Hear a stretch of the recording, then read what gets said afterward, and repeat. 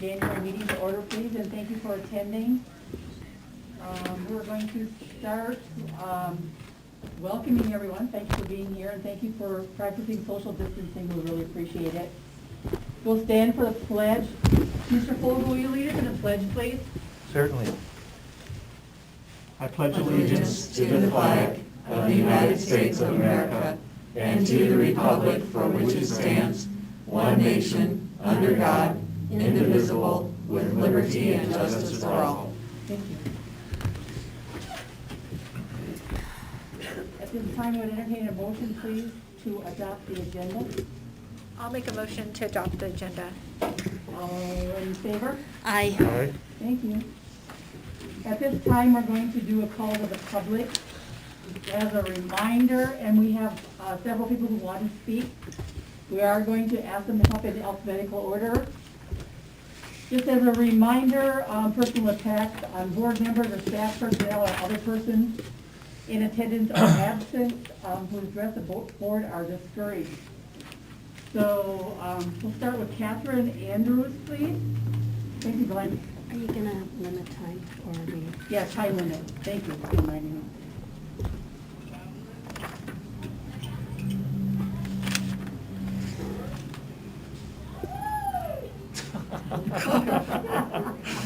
She just heard she's number one. Does not win you a prize. This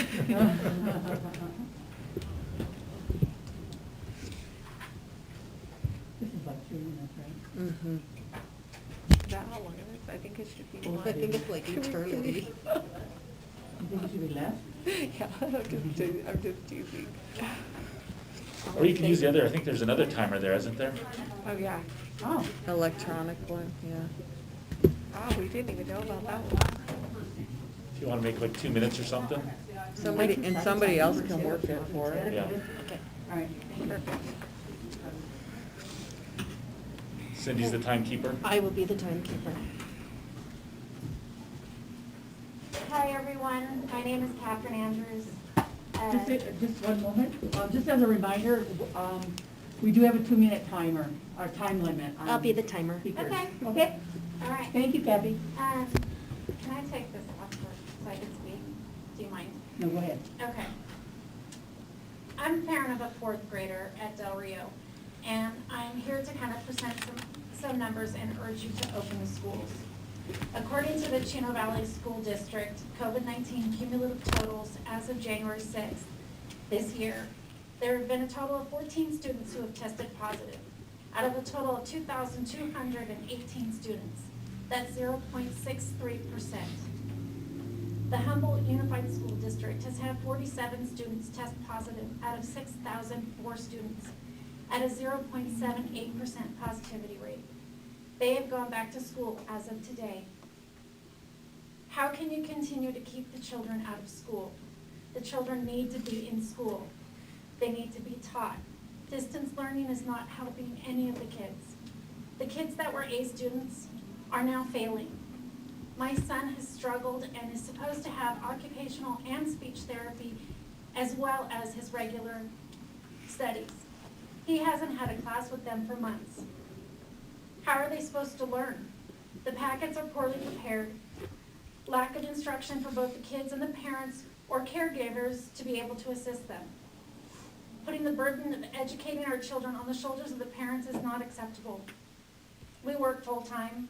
We don't have someone standing by to take care of our kids.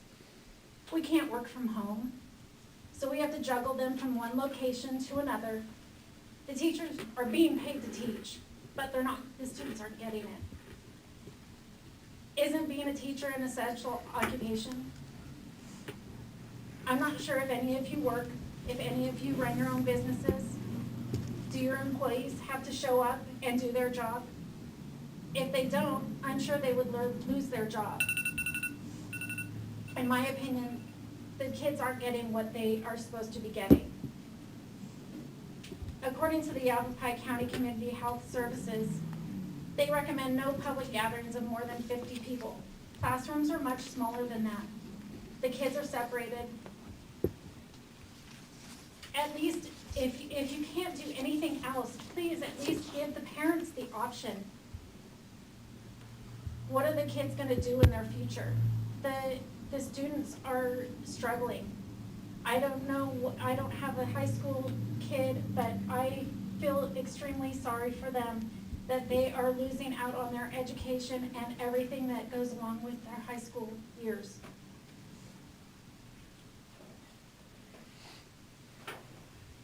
Please, for the sake of our children's health, their future, their overall well-being, and peace of mind, please put them back in school.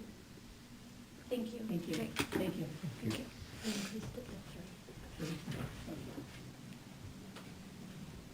Okay,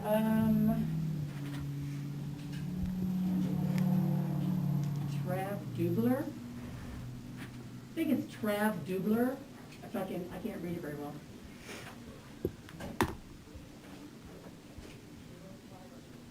Yeah, maybe.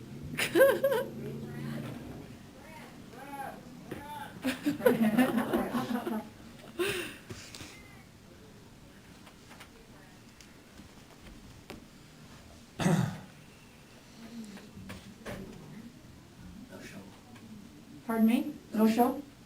All right, Joshua Easton?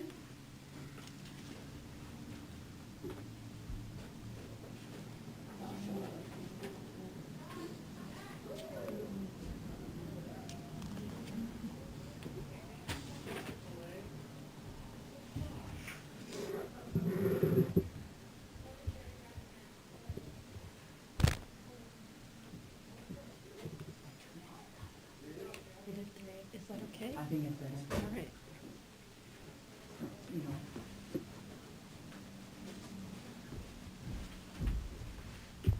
Hello. Hi there, you're on a 3-minute time limit. Okay. Thank you. Hi, my name is Joshua Easton.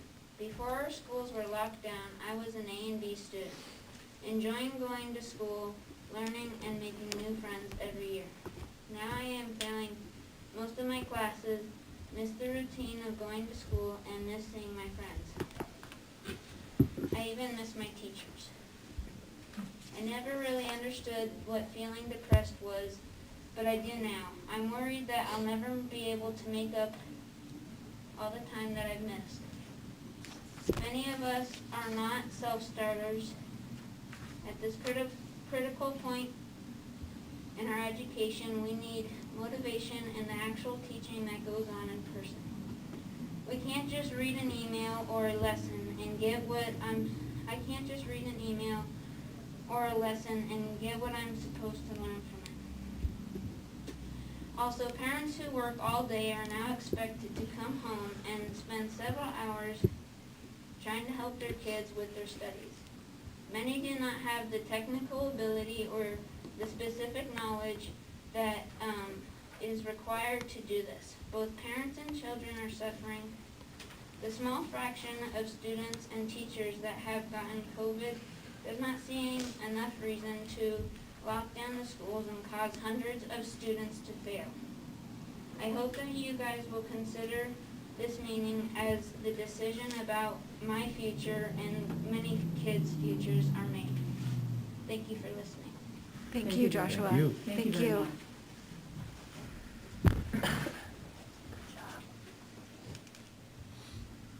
Okay, Marilee Easton?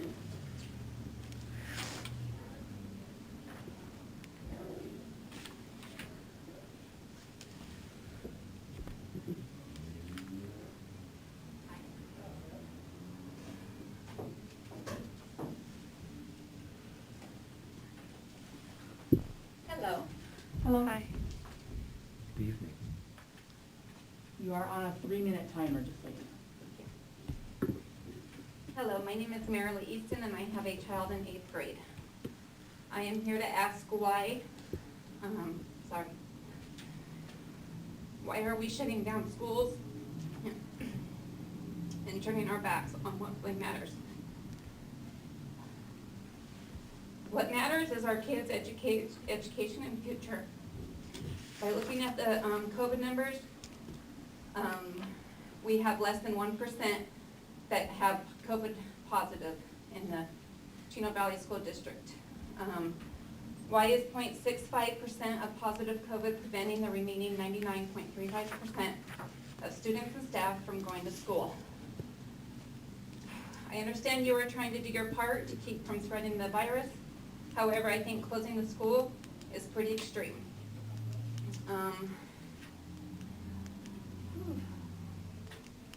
Look at the grocery stores, Costco, Walmart, restaurants. They're not closed. Again, why are schools closed?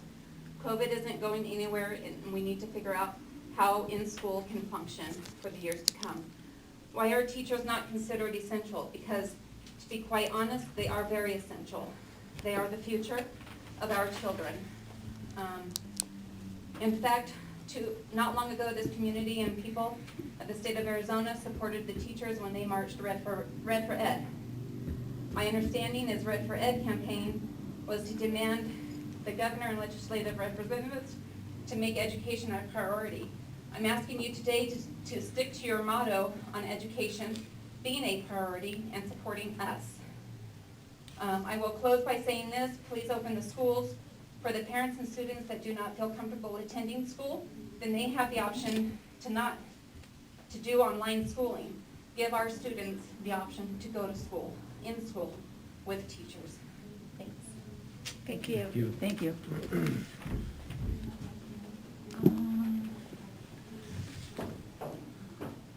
Corey Hewitt. Corey Hewitt. Thank you.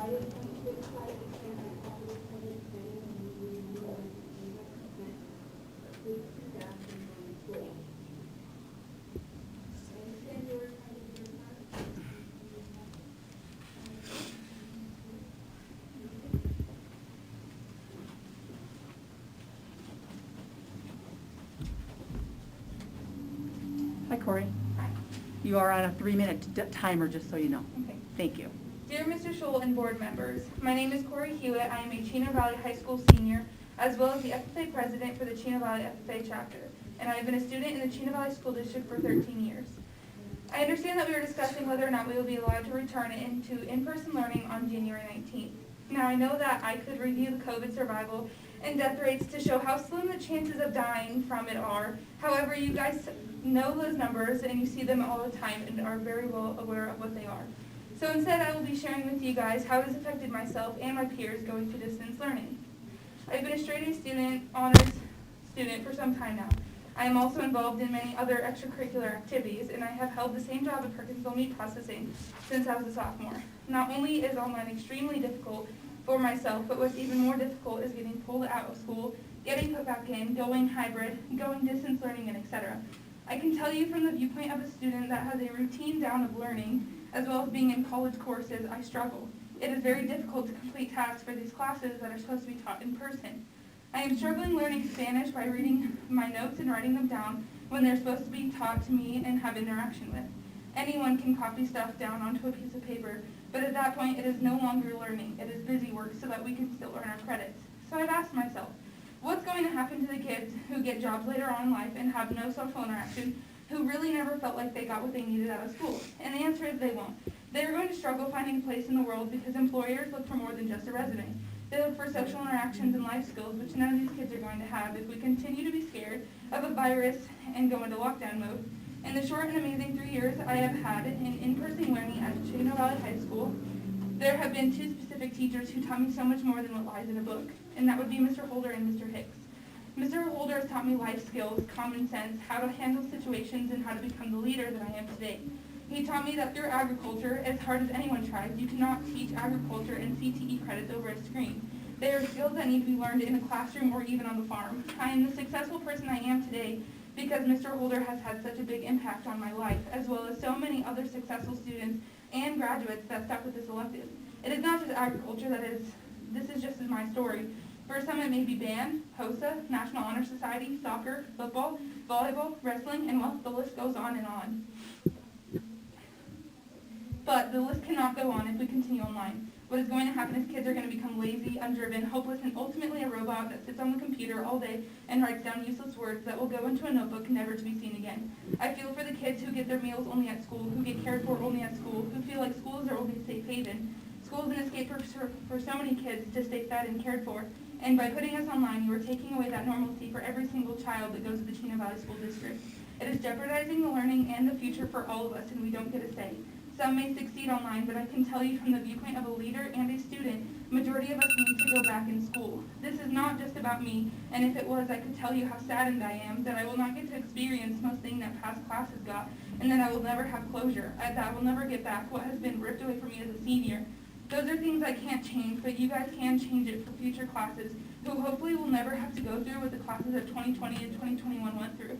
There may be many problems that are in the way of us going back to school, and as much as I hate to say it, I could give you answers to those problems, but only new problems will keep occurring, and it is a never-ending cycle. But the community cares about our students, and I think that there are no excuses for pulling us out of school. There are still schools open, and I hope and pray that by the end of the day, we can be one of those schools, not because it's what I want, but because it's the right thing to do. I never thought we'd be so scared of dying that we would be willing to give up living. Thank you for your time. I greatly appreciate it, and I hope that what I have presented will be taken into deep consideration. Thank you. Thank you so much. Thank you. Okay.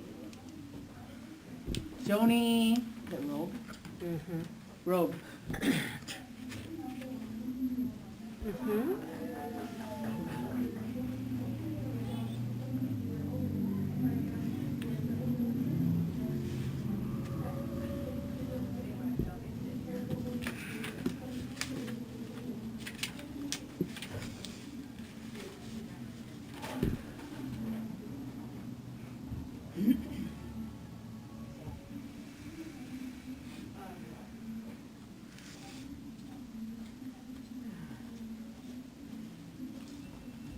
Hi guys, Hello. Hi. nice to see everybody again. I've been here since the very beginning, you guys know that. Maybe been the only parent that started complaining, but now we have a lot of problems. And I'll tell you what, it's up to you guys to make sure these kids get an education. You're 16, 17, 18-year-olds right now are screwed. Because the schools keep closing down. They have got to open these schools up. You know, I don't know what else to say to you guys. I've been in here since every time. Now we've got tons of parents coming. Because their kids are failing. You guys have to do something. You have to stand up and do something. If you need wash stations in between some of the classes so the kids are making sure they wash their hands, call some companies and get them brought in. Do something proactive. Are the classes getting clean and sanitized after the kids come in? You know, there's a lot of things that we could do, but these schools need to open. How'd you like to be a 17 or 18-year-old kid and no sports? Okay, the schools are closed. And you know darn well, when they lose a mouse, they borrow one from their friend. You know, no dances, nothing. Their school years are ruined. You guys have the opportunity to open this school up and do what's right for this school. And I really hope you do. Because I have been here since day one, saying don't do this. This is good. There's all kinds of problems. I'm trying to give you guys statistics. And then you're like, well, where'd you get those statistics? And I was like, oh, you know, it's up to you guys to find these things. And I don't feel like Scholl ever told you the right things. He hasn't. So I really hope you guys do it. You know, because these kids' lives are getting destroyed because of this. And you guys need to hold Scholl accountable. When we go back to school, when we were getting ready back to school, and they couldn't get, he didn't know what to do, he had to get the teachers together, he wasn't even prepared for it. Now we've been down another 20 days. You know? So I don't know what else to say. I mean, I just have just come here and come here and come here and begged and asked, and now the parents are just frantic because nothing is getting done. If Scholl can't do this job, fire him. You guys hired him. He came in here and told you guys all kinds of things. I had to come in and give you the statistics when the kids were failing in October. He didn't do it. Matter of fact, the day before he went on his line and said, oh, how good the kids were doing in school. The day before. And then I had to come and give you guys the statistics. So please, open the schools for the kids. Thank you. Thank you.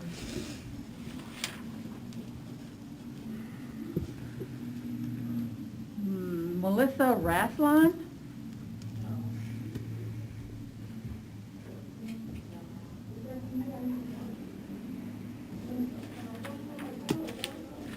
There's one more after that. That's not bad. No, not bad. I'm glad you've seen your chosen spokesman, which is wise. Yeah.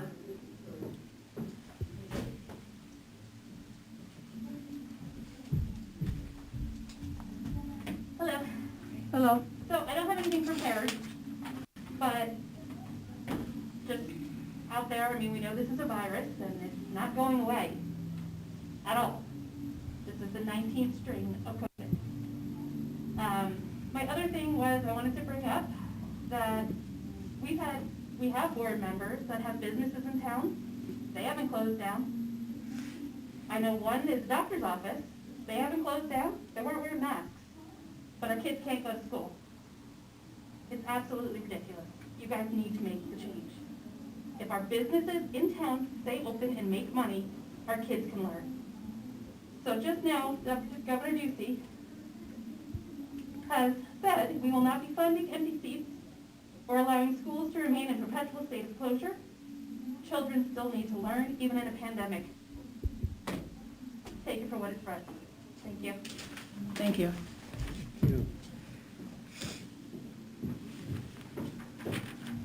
Kimberly Shomack, I think? Kimberly Shomack?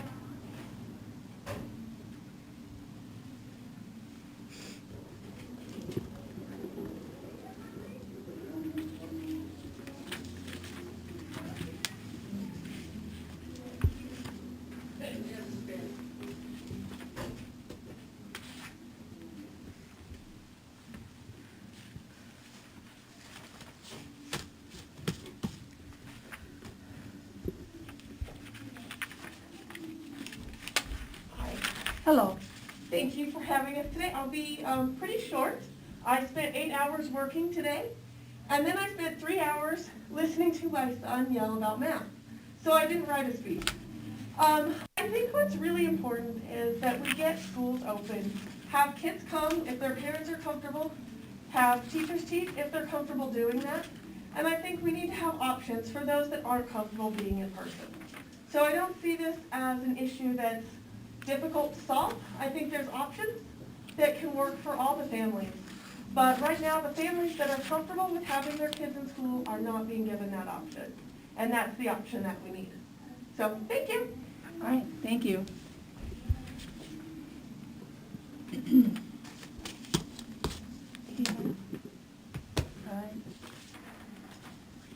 Okay, at this time, we would like to observe a moment of silence for Sherry Brown and for Ben Wallace, both who just passed away in the last month.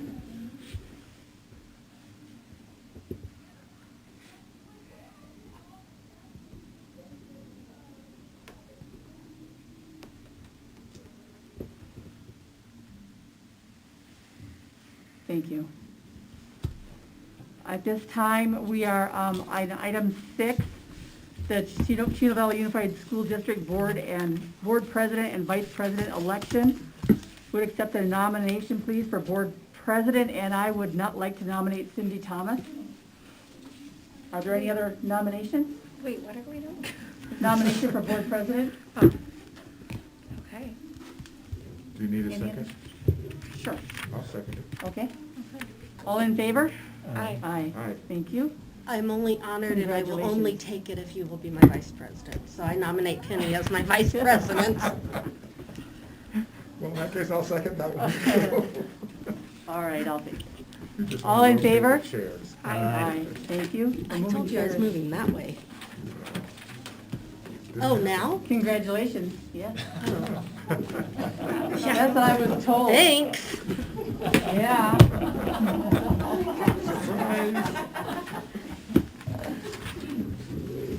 Don't forget the name tags. That was, That was good, That huh? was quick. She was quick. She was quick today. yeah, on my list now. All right, so give me a moment, please, everyone. Let me see where we are at.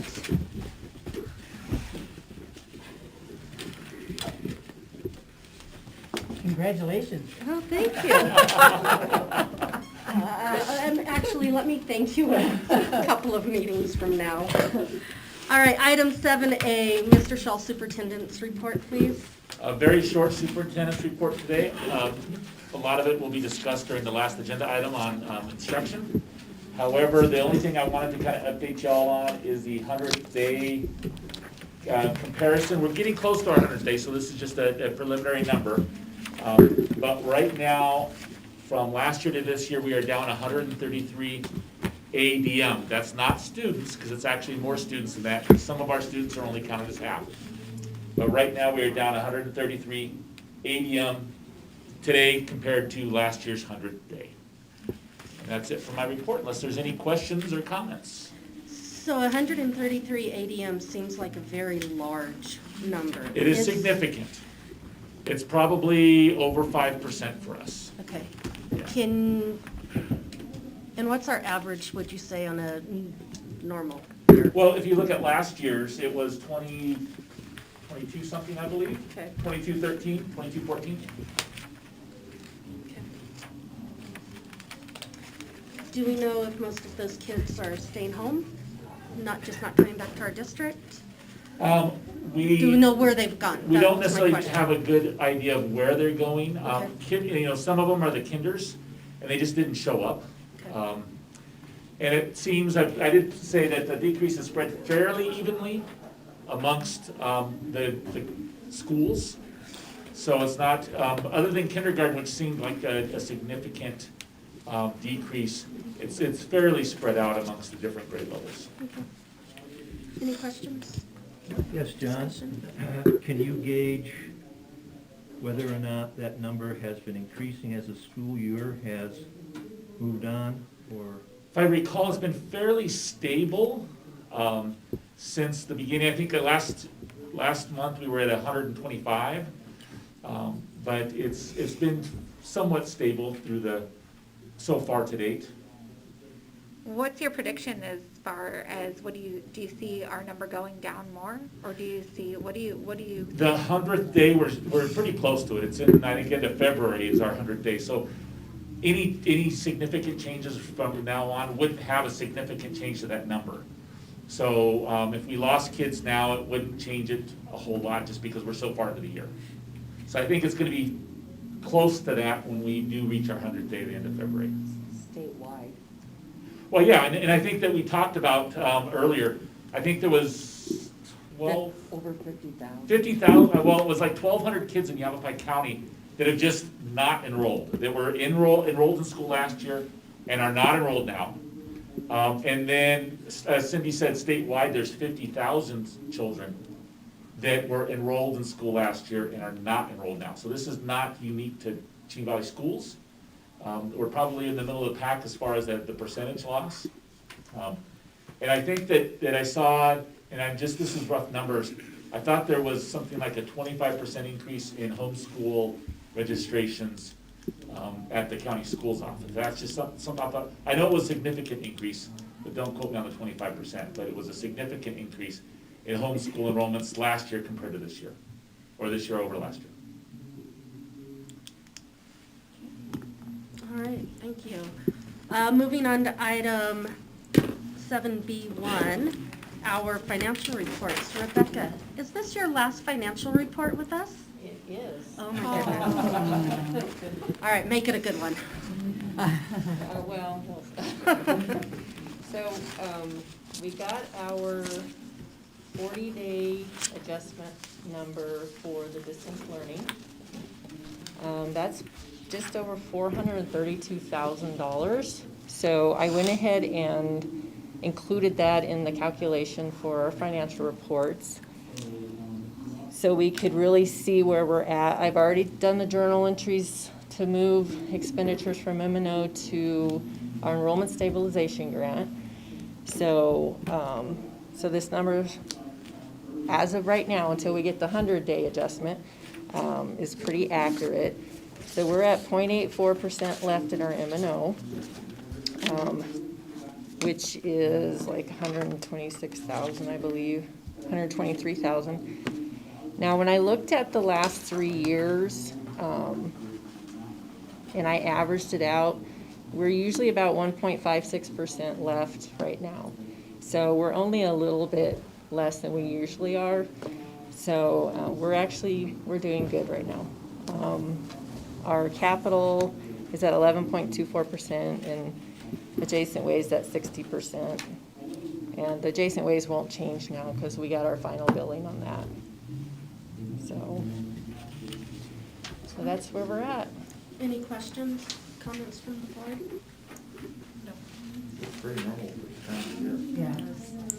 All right, thank you. Well, moving on then to item 7B2, Rebecca, again, student activity report. Okay, so we actually have two, because we missed one the previous month. So for November, so the December 1st report, the big ticket items as far as revenue was the Cougar cards. They still did the fundraising for the Cougar cards, and they split it up accordingly to each applicable program. The higher encumbrances were the high school student council. That was typical POs to Yvette D'Angelo for year-round purchases that she has to do for student council. So that's the November one, and then December, ending January 4th. That's no revenue, but the boys basketball at the high school, they ordered uniforms. And then the high school cross country also ordered uniforms in the hopes that they would play. But that's pretty much all that was going on in student activity. Any questions, comments from the board? Okay, thank you. Moving on to our consent agenda, item 8A through K. We need a motion to approve our consent agenda this evening. I move to approve the consent agenda as stated.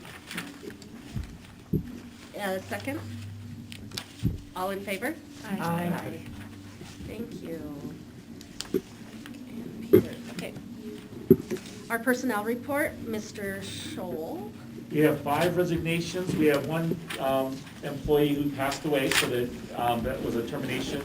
1 certified change, 6 classified changes, 2 new classified staff, 2 extra duties, and we are adding Rebecca on timesheet to help out whoever replaces her. So she will be available and has offered to do that on her time off, so that we're thankful for that.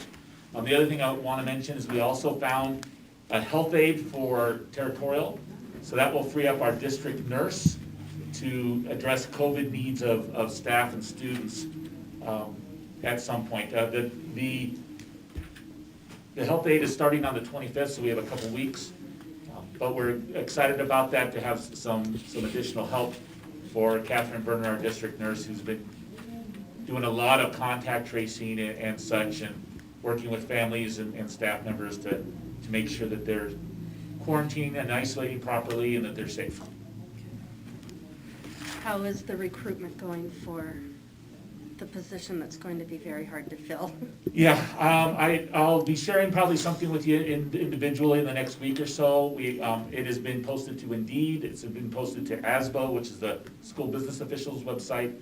In addition to our own, we have a few candidates, but there's potentially some internal candidates that may pop up that we'd like to look at as well. So I'll have something to you probably end of this week or next week sometime. Very well. Wonderful. This is an action item, so we will need a motion to approve tonight's personnel report along with the supplement. So moved. I have a first. Anyone with a second? Don't need a second on motion, sorry. Oh, that's right. Thank you. Sorry. So all in favor? Aye. Aye. I'll use you next time, Annie. That's okay. Starting to make me think I've been it wrong all these years. No, I other groups I'm involved in, sorry. All right, item 9B, is that correct? Yes, yeah, item 9B, to extend the deadline for employees to utilize remaining leave balances under the Families First Virus Act through March 31st, 2021. Mr. So the FFCRA was passed as part of the CARES Act last year, early in the pandemic. And what the CARES Act, there was 3 provisions that really impacted us. One is that we need to provide paid leave, so for anyone that has to be quarantined or is positive for COVID-19. And that is 2 weeks or 8 days of paid leave. The second provision was that if someone has to take care of somebody that has COVID, we have to pay for that as well for 2 weeks. And the last provision was that if anyone had kids that weren't in school, we had to pay for them to do 12 weeks. If they weren't in school, we had to pay them, and it was a fraction of, it was like 2/3 or half of their salary, it wasn't the entire salary, for them to stay home to take care of their children. That expired December 31st. So we had employees that took care of or took advantage of all three parts of that. It is limited. You only get 2 weeks for the first and second part, or 12 weeks for the third part, a maximum in the whole fiscal year for us. It's actually kind of a subset of FFMA, which is,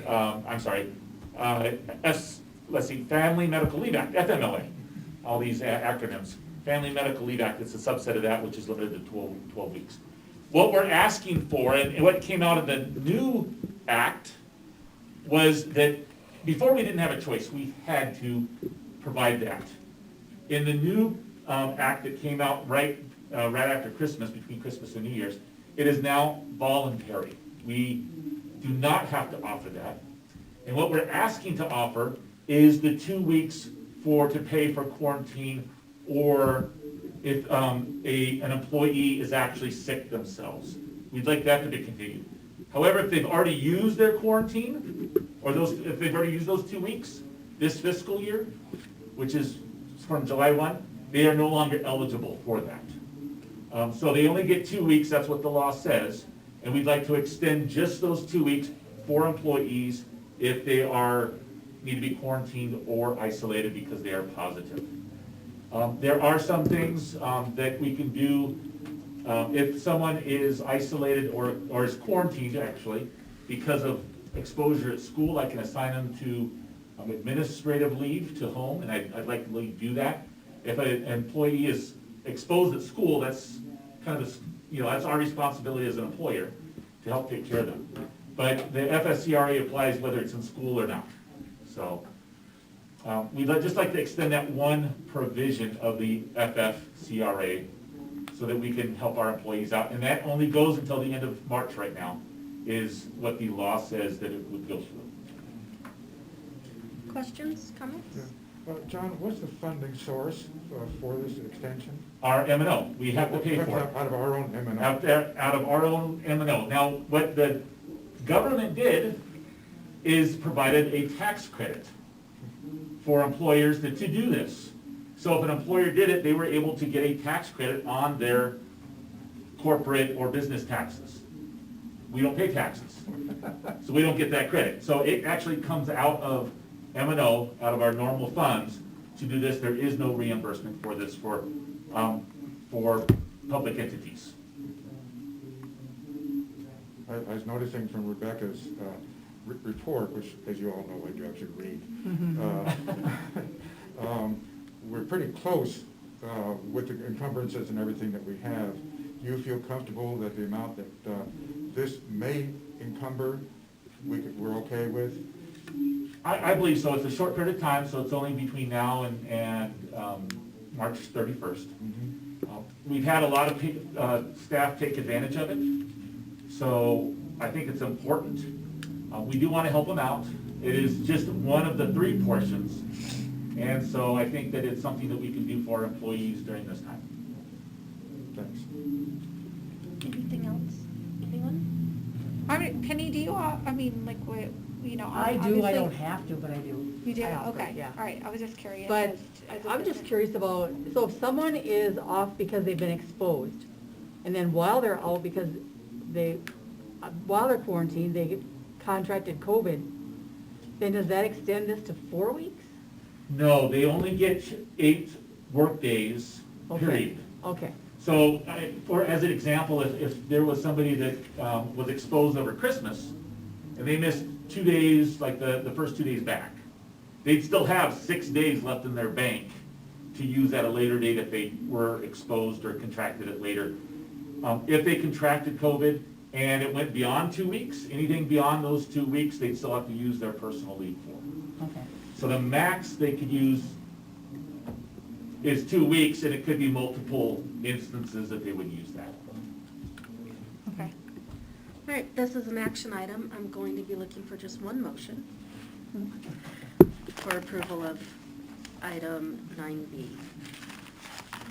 I'll make a motion to approve to extend the deadline for employees to utilize remaining leave balances where the employee is unable to work because the employee is quarantined and/or experienced COVID-19 symptoms and seeking a medical diagnosis under the Families First Coronavirus Act through March 31st, 2021. All in favor? Aye. And that's effective today then? Pardon me? It's effective today, It's actually effective January 1st. so it's retro, it goes Yeah, back. yeah. Okay, agenda item 10A, request that the Arizona Department of Education recalculate the district's state aid for fiscal years 2017 to 2021 per ARS 15915B. Rebecca, or Mr. Scholl, or somebody. Okay, so the tax appeal that Transwestern Pipeline held against the assessor's office has finally been settled for fiscal years 2017 to 21.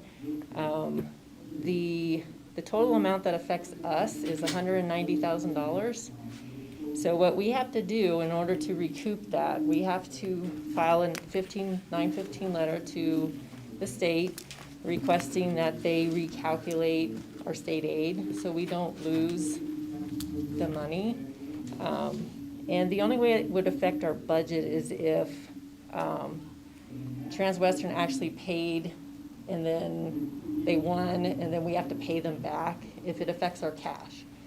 I don't think any of our cash is affected because I think they stopped paying when they filed the lawsuit. But the state will, the ADE will let us know, and if there is any cash taken from us, then there's a spot on the budget that will put that amount. Our budget will increase. It's like a wash.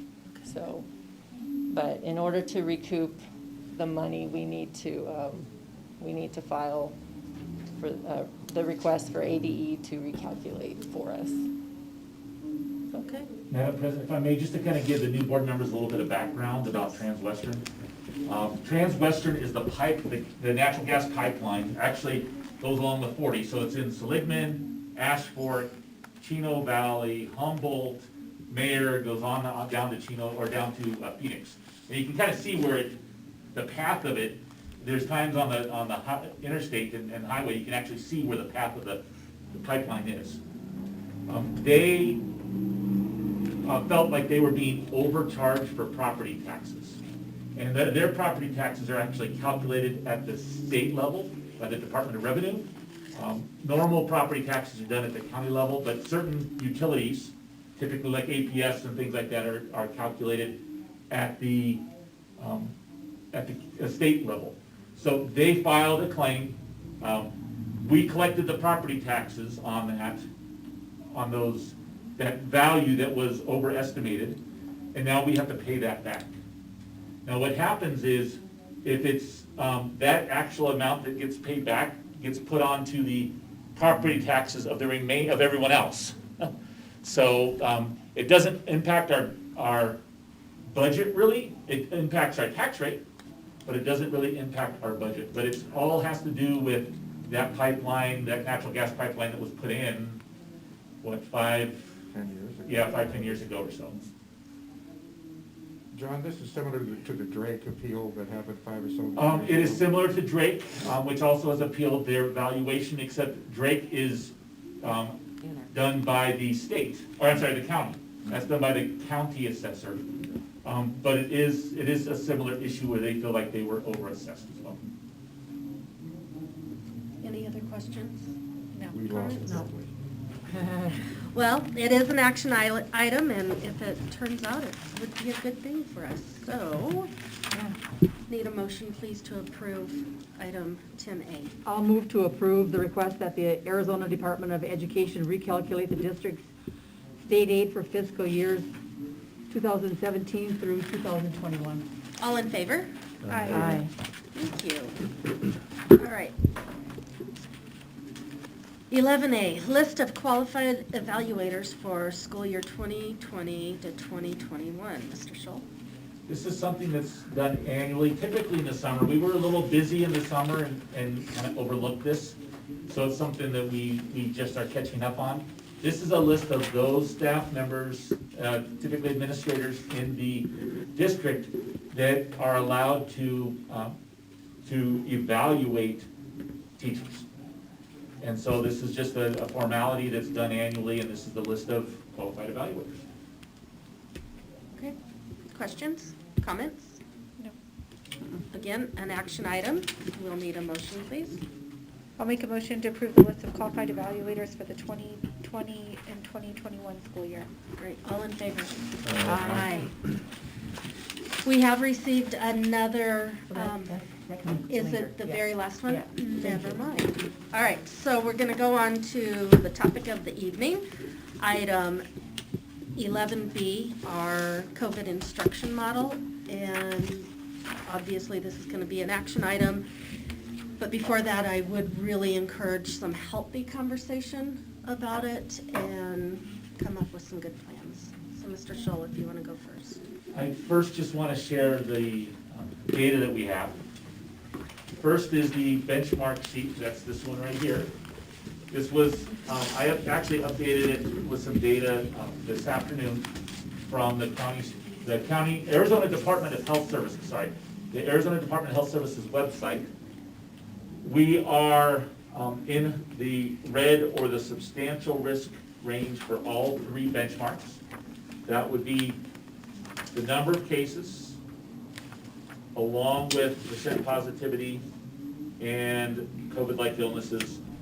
I can estimate what the next two benchmarks are going to be for cases and percent positivity, but I cannot for COVID-like illnesses. And we will continue into the red. And you can see that the cases are somewhat plateauing, which is a good thing. They're not going up. Our percent positivity has gone up, will probably likely go up next week and then come down again. But just, it's interesting because that January 3rd percent positivity has a significant increase in tests. So they're testing a lot more people, which may be the reason why it's going down, the percent positivity. No way for me to estimate what the COVID-like illness is at the hospital. It's the percent hospitalizations and things like that. So I don't have that ability to do that. The data's not on the Department of Health Services website. And I know this is a point that Cindy, you make every time. This is data that is, the benchmarks are determined by the Department of Health Services. This is not data that we put together. This is data that the Department of Health Services decided these benchmarks and what the level should be. And right now, based on this information, the Department of Health Services says that all 15 counties in the state should be virtual learning. So. But that's not the case. It's a recommendation, I guess, Right. is a better way to put it. They recommend that, and some districts have chosen not to. And, there was times that we didn't. Right. We had areas in the red, and we chose to do the hybrid or the all-in-person. So absolutely, these are just recommendations. Any questions on? Any questions on the benchmarks so far? The next sheet is just a summary of information that looks like this, that comes from the Yavapai County Community Health Services, the county health department. And daily, they put up their blue screen that has the data on number of cases and things like that. So you can see that in the last month, for Chino, this is just the last month's data. In the last month, the number of cases in Chino Valley has doubled. The prior month was around 200, so it had doubled the prior month. So in the last 2 months, the number of cases have gone up, not quite, but almost 4 times. The number of cases in Paulden hasn't quite doubled, but it's gone from 133 to 215. You can see overall cases haven't quite doubled in Yavapai County, 7,700 to almost 1,400. Something that I put together is a Quad City daily average. So for the Quad Cities, you can kind of see how in the Quad Cities, and that would include Mare, Humboldt, Prescott Valley, Dewey, Chino Valley, Paulden, and Prescott. Those are the sums that I picked off for those. So over the weekend, for example, on average over the last 3 days, there's been about 121 cases in the Quad City area. And then it has Arizona and information. Any questions about this summary sheet?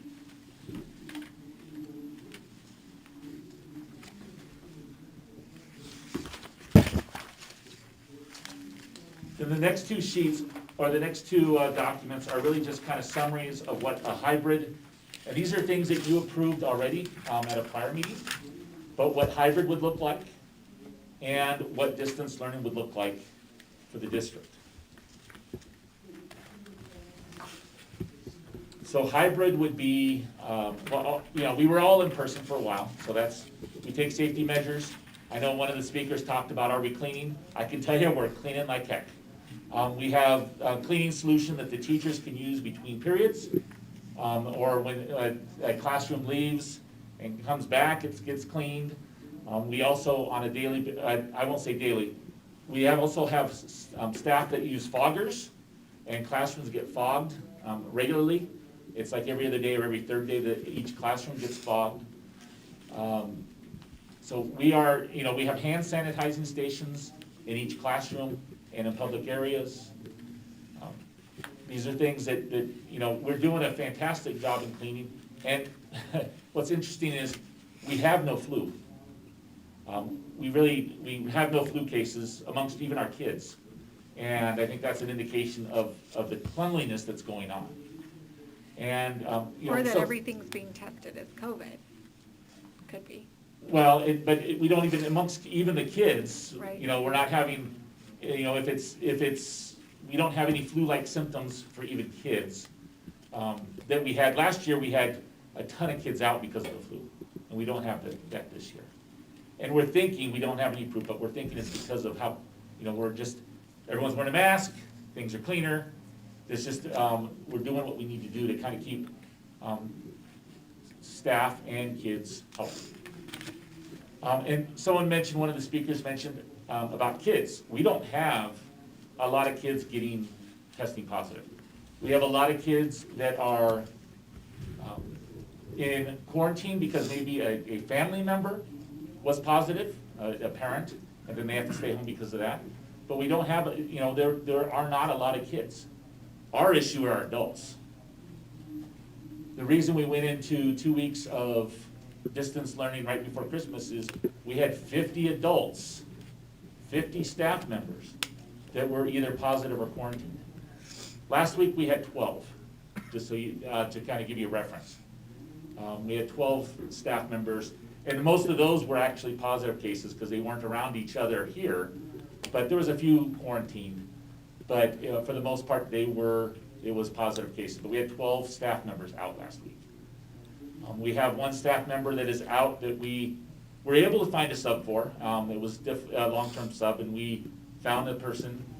But there's a lot of subs that don't necessarily want to work right now, just because of what's going on with the pandemic. I sent out an email to y'all. You all should have got it about vaccinations today. The vaccination date is the 27th of January for Chino Valley schools. It is going to be, because of the number of doses that they're going to need for us, we have to go to the county schools office to get it done. And so one of the things that we'll be working over the next couple weeks with district leadership team is the logistics on that.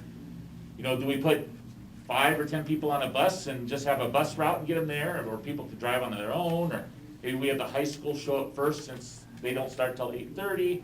So there's some things, some logistics that we want to work on what we do on that Wednesday to get staff to the county school offices that want to take the vaccine.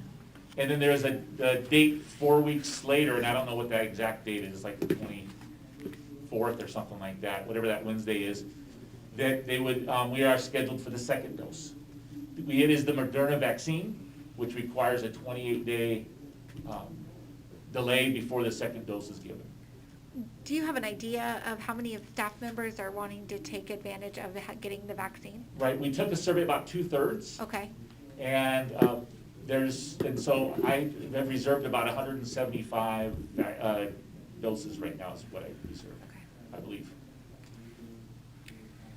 Okay, so this is an action item. There is not anything written for action requested, which means we're going to make the decision.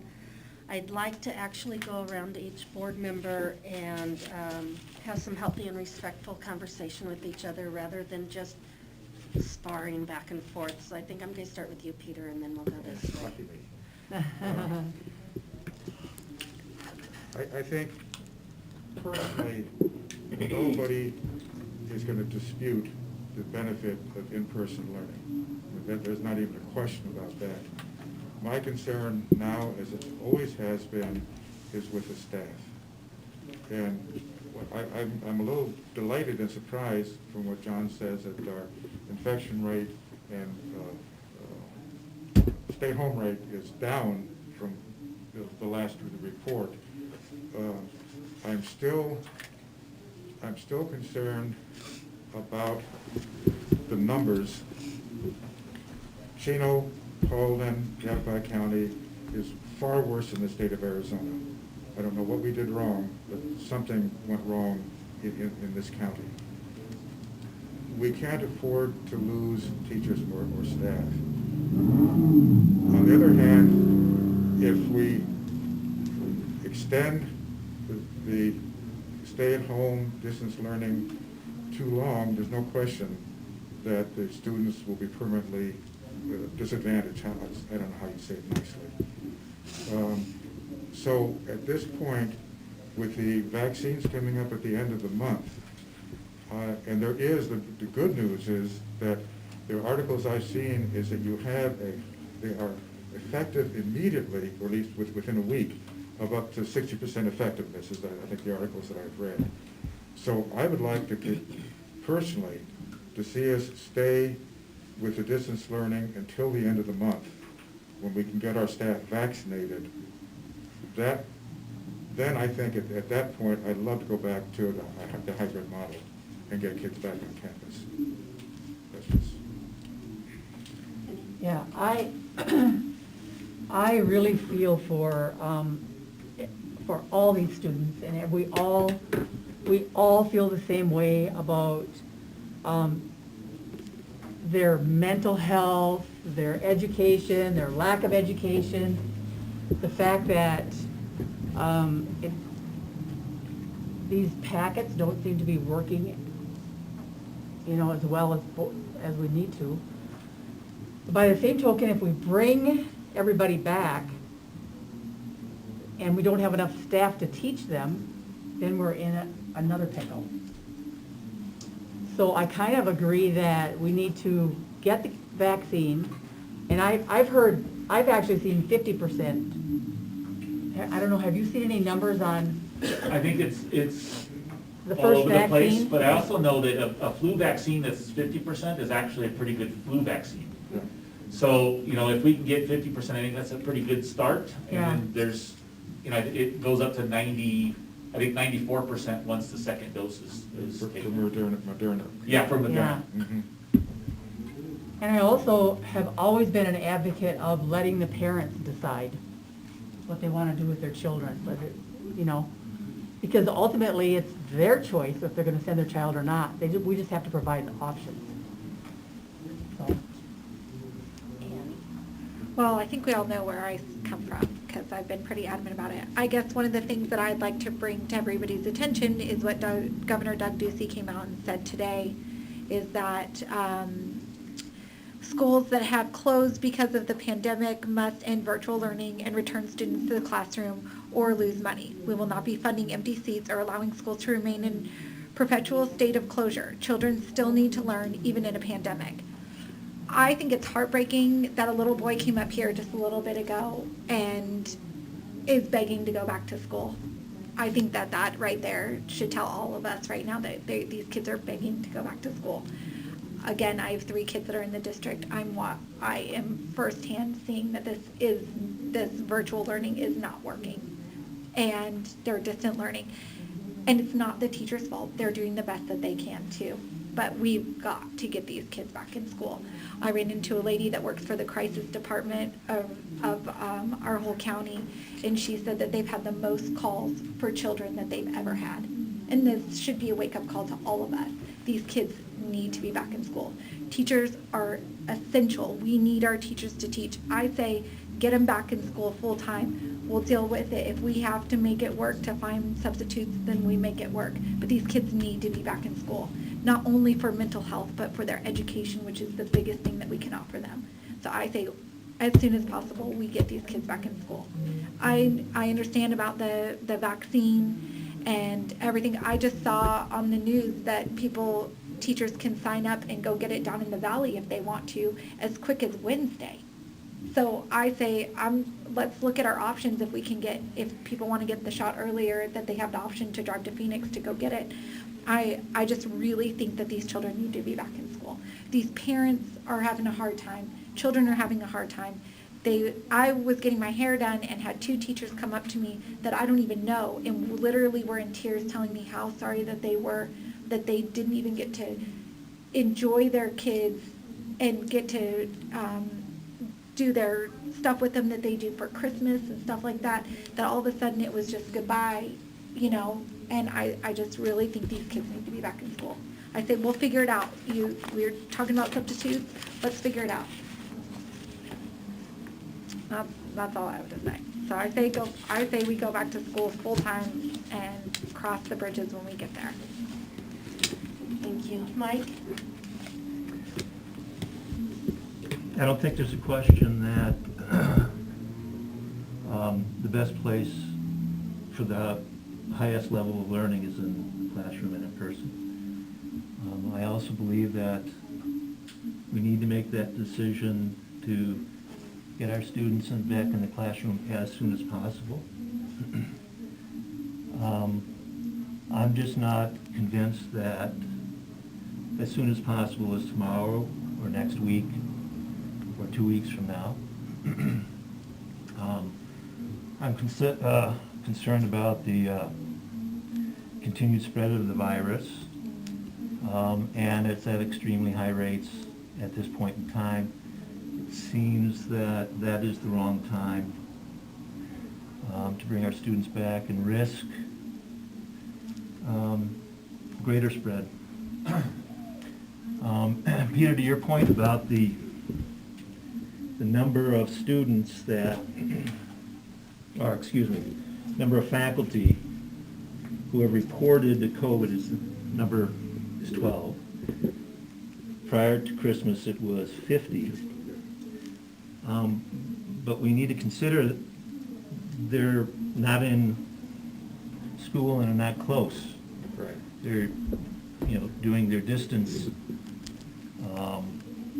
teaching. If we go to in-person now, I'm afraid that those numbers might approach then again. Right, the kinds of numbers we saw before Christmas. So I guess to sum up my position is that I'm in agreement that we need to get students back in the classroom as soon as possible. This is not the right time to do that. Thank you. Okay, my turn. Obviously, yes, I agree, back in the classroom as soon as possible. And to what the governor said about perpetual closing of our schools. I don't think any of us are looking to perpetually close our schools forever. We are looking at bringing our children back in a safe manner, not a timely, or not a rushing manner. I like what everyone has said about the vaccine, and that maybe we wait until then and then look at that. Mr. Scholl, I know that you gave us the staff survey for the instructional models. Yes. Could we address that and talk about that real quick? Absolutely, and I think if you look at it, what it's clear is that K-5 tends to want to be in the hybrid model. There's still a significant number that want distance learning. It's 60-40 basically between the two. It was 68-32 at Territorial and 60-40 at Del Rio. But for the most part, the K-5, we had a quick discussion prior to the meeting with myself and Julie Bryce and Brady Cox. And one of the things that we talked about was at the K-5 level, you have cohorts, which means you have a class. That teacher sees hybrid 15 kids, and they're with those same 15 kids all day. If you are in hybrid at a high school, they see about 100 kids a day. And so part of the concern, and so you can see at Heritage and the high school, it's a significantly high number that more want distance learning. They were also given the option of in-person. But for example, at Heritage, that's really those 30, it's 27% that want hybrid, but that's really with the caveat that the benchmarks are showing what they need to show, is what I'm understanding. And so a lot of those would be distance learning with the benchmarks the way they are. But again, at the high school, they are seeing 6 times the number of kids or more than at the elementary school during hybrid. And so there's just a greater chance of that one person infecting multiple people. And so if you recall, at one point, the DLT recommendation was high school being distance learning and K-5 being the hybrid for that very reason. It's easier to keep those younger kiddos safer just because of that cohorting. And if something does happen in the class, it's 15 kids and a teacher that we have to quarantine, not all the contact tracing that we have associated with what happens at the high school with the mixing of kids. And there's contact tracing during lunch that it's almost virtually impossible to try to do. So that was, that I think really is one reason that the results came out the way they did. So I have a question. So was Territorial and Del Rio, were they not given the option of in-person? That is correct. Okay, why? I'll ask the principals. Well, personally, I just felt like our next step, instead of bringing everyone back, the next step would be hybrid. Okay. Honestly, I would have liked to have heard what the teachers had to say about being in person. I mean, I really would have. So do you guys have just off without numbers, do you have a feeling for what those would be? And I did talk to staff ahead of time, and they all supported, because of the numbers being in the red, coming back in a hybrid, not all, I have to say that. But the majority supported hybrid because they can contact trace and we can spread them out. They eat lunch in their classroom at their desk, so it's okay that they don't have their masks on. They were comfortable with that. I still had a few that weren't comfortable with that. Some are teaching online, so I could accommodate that. But that's where they were all at. When I actually did the actual survey and had the hard numbers, I just did hybrid and distance learning, because those are the two. I didn't jump all the way to the top, because we had talked about it in a staff meeting, and a lot were against it at that point. So I was looking for what's the most beneficial at this point. Okay. I think personally one of the things that I fear, honestly, and I've seen it just from social media and talking to friends, is there's a lot of parents that are wanting to pull their kids from our district and start them just with an online-based school. And I can, honestly, as a parent, I can see where somebody wants to do that. And the reason why is because I think, and it's not our teachers in our district's fault. They're doing the best that they can. But with an online school that is strictly online, that's what they specialize in. And we saw our numbers already down, our ADM at 133. I see it going lower if we don't get our kids back in school sooner. I see parents pulling their kids to get them in an online-based school because that's the route that they're going to take. Obviously, with sports being canceled and stuff like that, all of that takes an effect. So I think we really need to take into consideration that some of these kids that we could possibly lose, we could lose forever. Now, with the high school, aren't we already contracting with an online program? We're using Edgenuity. Okay. 6-12. Yeah, I'm sorry, yeah. Julie and our students if the parents have decided they want to stay online and they know they aren't going to come back anytime soon due to health reasons or other reasons, they are signed up for Edgenuity, which is I think that with that said, I think that there's a lot of parents that have multiple kids in multiple grades, right? So if they went to one, I talked to a parent specifically, if she goes to a certain online school, online base, then she can get all of her kids, they're all in the same program. Is all that Edgenuity stuff. available for the lower grades?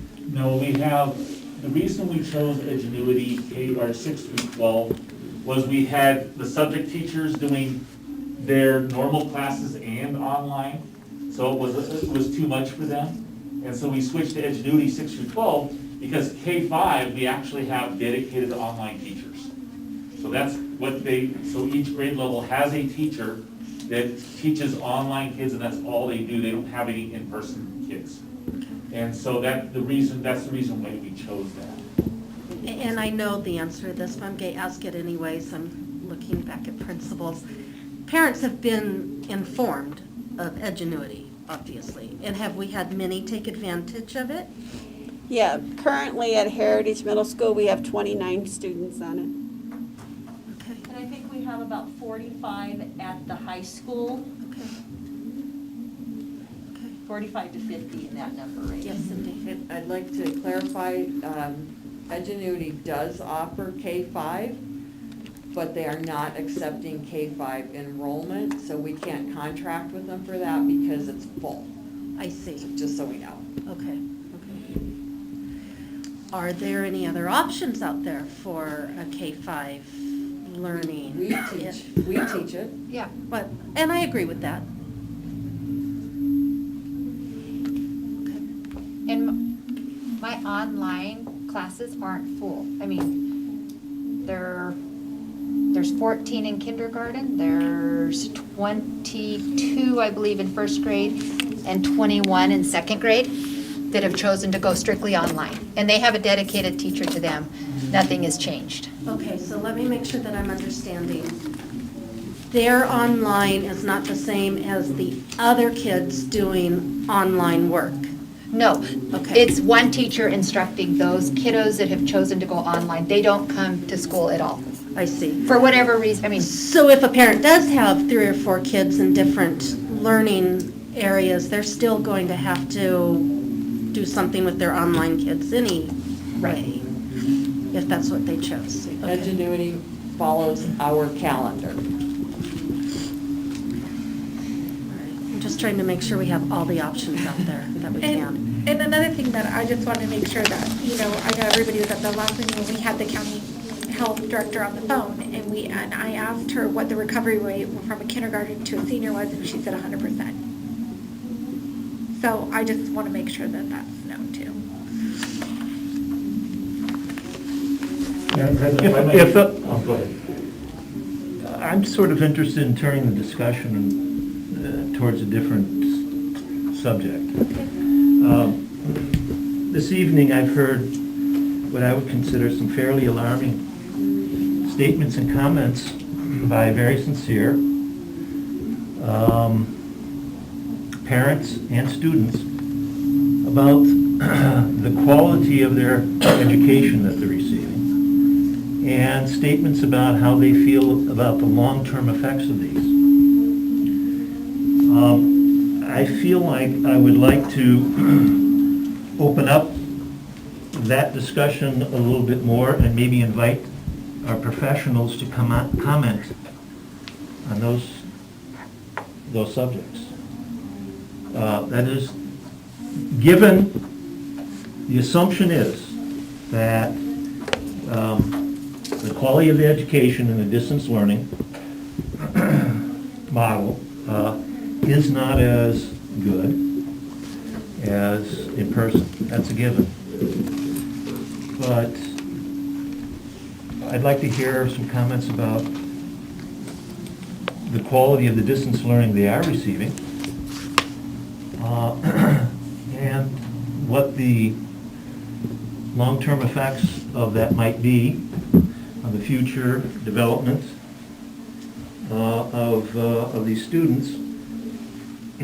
Given that, also, I think we will be returning to in-person learning before the end of the year. So I agree with that. I think that we should hear. I don't know that, do you guys have some introspective, any words on that? Cindy, I'm looking at you maybe. Our teachers are trained to teach kids in classrooms. That's been their training.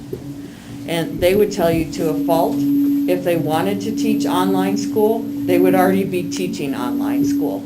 And I think that every administrator in the room, we've heard John say it a lot of times, is that kids learn best and teachers teach best when there are students present in the classroom. And so Mike made the point that we do our very best job when we do what we were trained to do. And so that's the truth. We do better when they're there. And part of the hard part is, you heard our young lady, Corey Hewitt, who spoke. She's a very involved high school student. She spoke to the fact that she's been working for 3 years with her at Perkinsville Mead.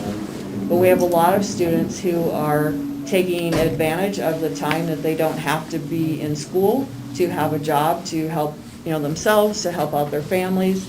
And school does get pushed to second place. And that's not something that our staff can control. So the quality of learning is also incumbent on the students and the level of the student too.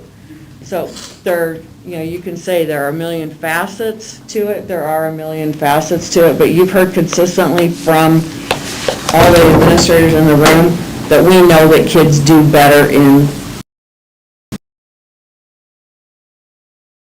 Okay, so I think we're all agreed that that's the underlying assumption.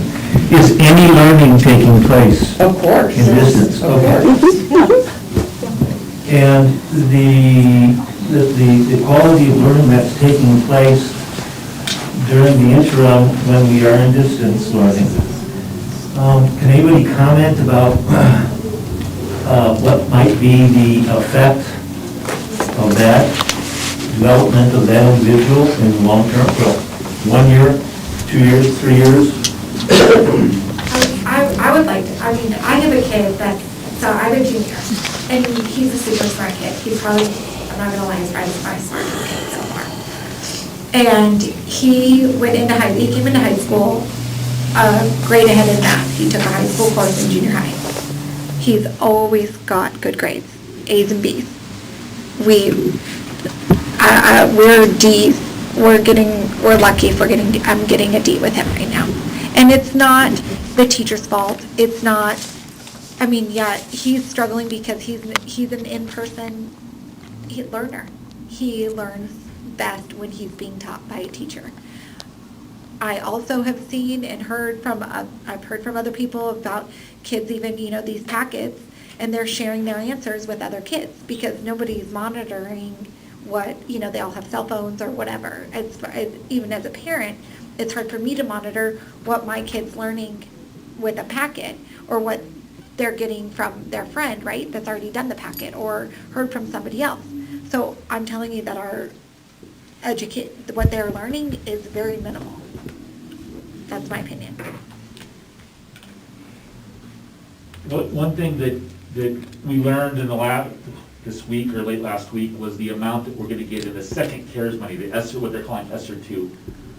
And Cindy and I were having a conversation this afternoon on what that money should be used for. And one of the things was a very robust summer school program.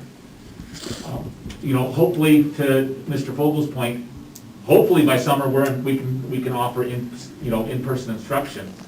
We know that there's going to be kids we know kids are struggling, and we'd like to be able to, for those parents that want, to provide some help and some additional instruction to those families that want it over the summer, and we have the funds to do that.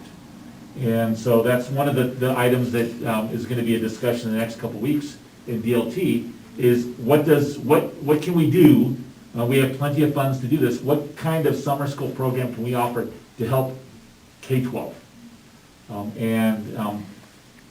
Hopefully we'll have staff. If we don't, we'll bring in staff. We'll do whatever we can to do that, and we'll have the resources to do that.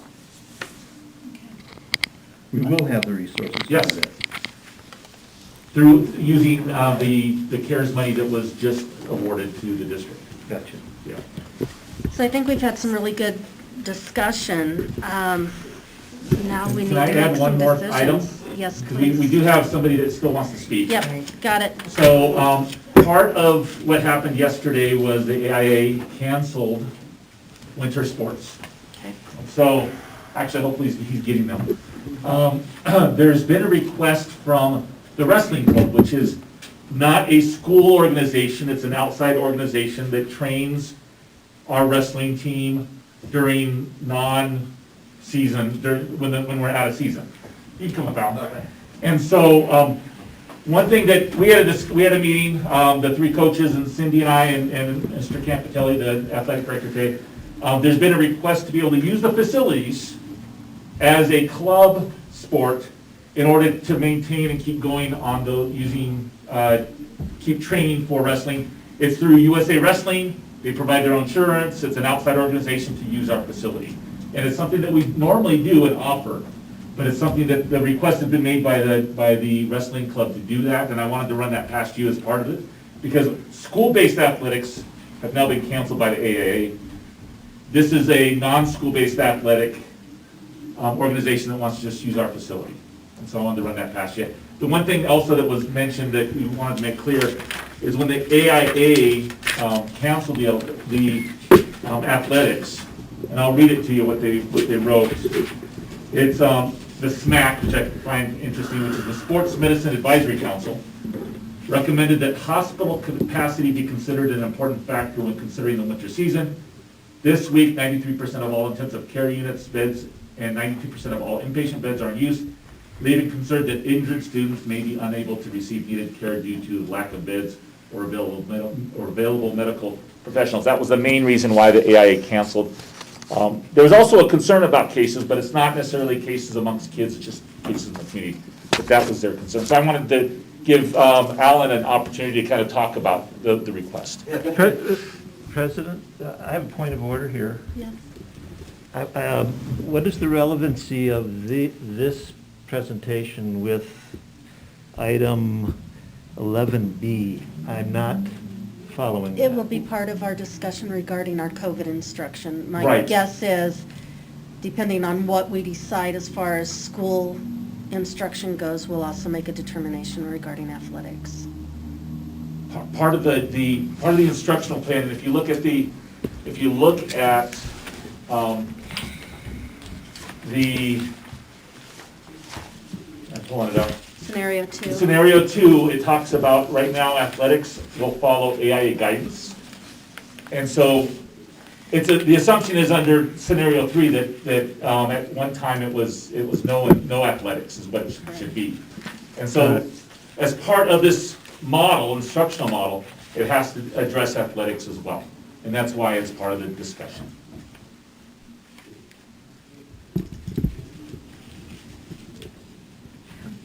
So it is it's a request that has nothing to do with the district's curriculum. Correct. The instructional model deals with everything that happens as part of the school, because there's things on here like how CTE is handled, how field trips are handled, how athletics are handled. Instruction, the facility, and building procedures are all part of the at-home learning scenario. In case we decide tonight to go to hybrid, we need to make a decision also on who is allowed to use our facilities and who is not. So Or if we choose to Right. stay all in online distance learning. Peter, did you have something before? Oh, just a real quick question, Mr. Foster? and I hate to bring this everything up. John, what would be our liability if we did approve this and one of either the coaches or the kids in the club does come down with the virus? Does the district have any liability? As part of the facility use agreement, this is not just with athletic clubs, it's with all organizations that use our facility. Right. They have to have their own insurance, and my understanding is USA Wrestling provides them their insurance coverage for those cases. So they have their own insurance that would be, it actually lists us, I believe, as a secondary insured in those cases. And the insurance, I went through a very bad experience last spring with a hotel that said the virus is not considered a health emergency. Is the virus covered under our policy? We actually we are additionally insured for our policy. We actually pay extra to cover for any kind of COVID-related expense or COVID-related suits. Super, correct. Yeah, we have extra insurance that we've purchased strictly for that reason. All right. So I believe, just because my kids have wrestled, and I'll tell, when you become an AIA, when you become a USA wrestler, you pay. Yes. So like when. It's club law, it's a nothing club. to do It's a with- club. So like when I sign my kids up to have a USA wrestling card. But I'd just That's like to add that even though it is club, it's still, when we say it's separate from the high school, it's how our basketball team keeps their guys on the court in the outseason. It's how our wrestling team keeps our guys on the mat in the outseason. It's still, I mean, it's run by us high school coaches, and I know some of you guys coach. I know some of you guys have sibling or kids that play sports and husbands that coach, and so you guys know the value of sports. I've been coaching the soccer team this whole year with 0 COVID cases, 0 injuries. I've been coaching wrestling since September, either out of my garage, here at the school, when we were allowed to, other places around, and we haven't had any issues. We're following all the COVID regulations. So I'm just asking you, so that we aren't cut off at the knees for sports, and I'm not just talking wrestling, I'm talking all the sports. I'm here representing all the sports. That those sports that are affiliated with the school, as long as it's through a club, that we get some consideration to be able to keep moving forward with practices. We talked about how we're concerned about bus drivers and teachers, not having numbers. We've got the numbers to coach, and we're more than willing to be here and coach. We give our time, for free, and it's something we love because we see the benefits that come from it. So I just hope you guys would look at it in a little different light and not just, with the brush, say, hey, nothing's going to happen at the school. I hope you guys would look at it and say, hey, this is something that benefits our students directly, and it's going to benefit our sports down the road too. We're, not having the junior high season, we're in trouble trying to produce athletes and kick out athletes, and so kids that I think we should be looked at a little different than another group coming here and asking to use guys' facilities. That's all I was going to ask. Okay. Well, as to my question, am I correct that we have a procedure for outside groups to request the use of facilities? Yes. Why in this situation aren't we using that? We And why have not is the allowed- board being asked to include that in a discussion about a COVID instruction model?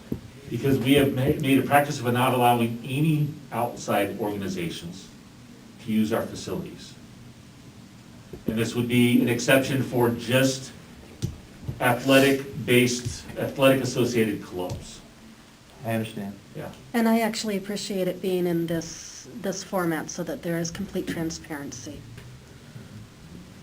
All right, thank The you. other thing I'd like to add to it is we've already received invites from other schools that are doing this. I don't know how other schools are doing it, but I think if it's a possibility that we'd be one of the towns that would, being a town that supports our athletes and small town, I think we'd be one that would be supporting. I don't know how schools down in Phoenix and other places are comfortable doing it. I don't know why we would be any different. And just reiterate the numbers we've had 0 cases, 0 injuries, and so we're worried about.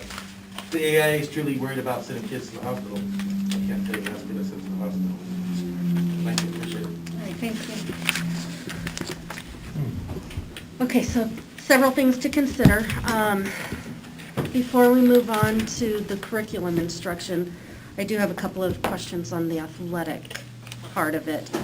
He said he was here representing all sports. Does that include club baseball, and if there's club basketball and everyone else, that they would be given equal opportunity? If that's what the board chooses to do, Okay, yes. just checking.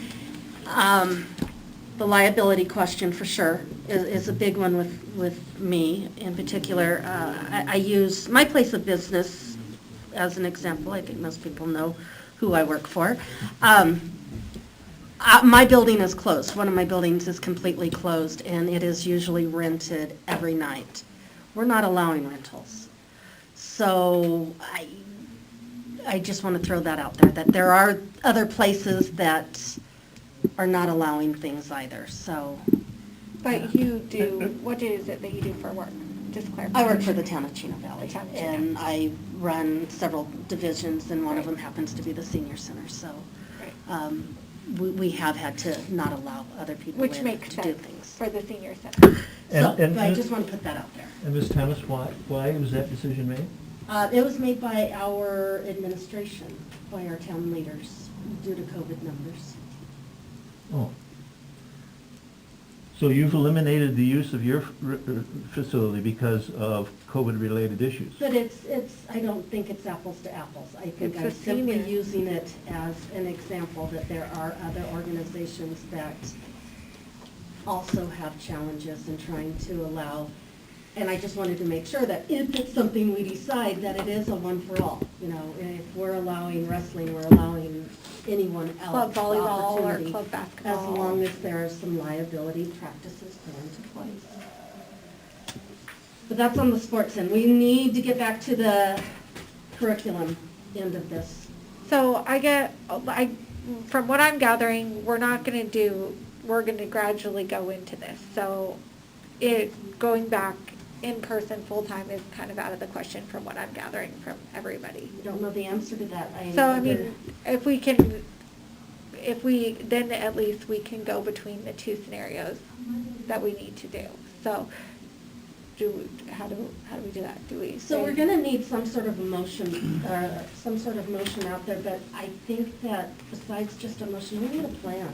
I agree. I totally We agree. need some sort of plan, and again, it's not written down, that's for us. So now's the brainstorming and put something together. Can I, Yes, please. kind of to that point, one of the requests, and I think that even the parents were concerned, some of the parents mentioned this, the going the back and the forth is not, I don't think it's conducive to anybody's success.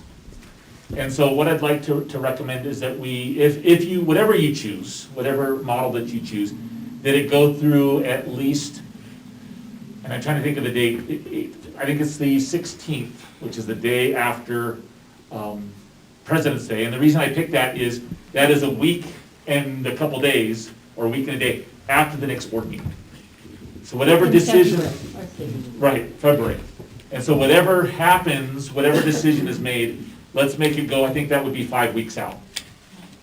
And that way, everyone knows what's happening over the next 5 weeks.